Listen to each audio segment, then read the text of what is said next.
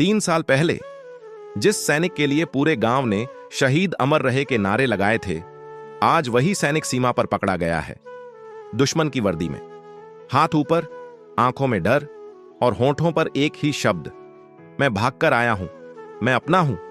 उसका नाम था हवलदार अर्जुन सिंह। नियंत्रण रेखा के पास एक घुसपैठ विरोधी ऑपरेशन में वह लापता हुआ था। मुठभेड़ के बाद उसका खून से सना जैकेट और डॉग टैग मिला, न शरीर मिला, न कोई निशान।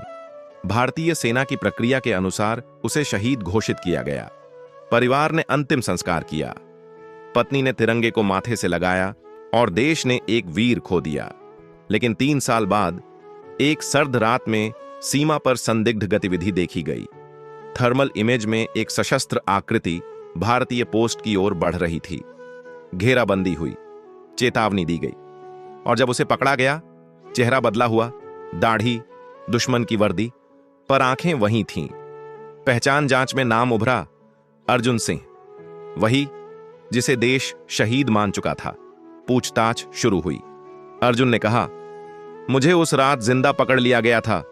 उन्होंने मुझे कैद रखा, यातना दी, मुझे मजबूर किया उनके साथ रहने को, पर मैं कभी उनका नहीं हुआ। मैं मौका ढूंढ रहा था वापस आने का। उसकी आवाज कांप रही थी, लेकिन खुफिया रिकॉर्ड कुछ और कह रहे थे। पिछले 3 सालों में सीमा पार हुए कई हमलों में दुश्मन सटीक भारतीय गश्त मार्गों से आया था।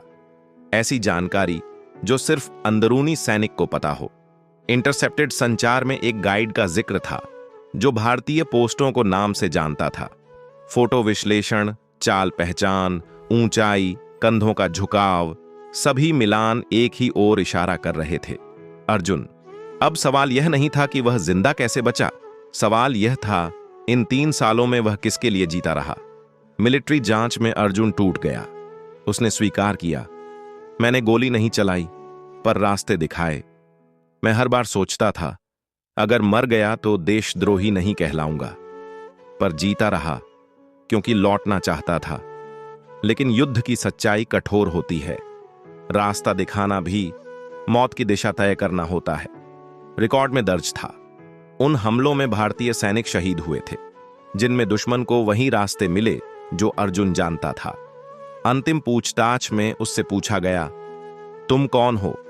अर्जुन ने धीमे कहा, मैं वही हूं जिसे आपने शहीद कहा था, और वही जिसे अब गद्दार कहेंगे। पर मैं सच में क्या हूं, यह मैं खुद भी नहीं जानता। सीमा पर हवा ठंडी थी, और सच उससे भी ठंडा। कुछ सैनिक युद्ध में शहीद होते हैं, कुछ कैद में टूट जाते हैं, और कुछ दोनों के बीच कहीं खो जाते हैं।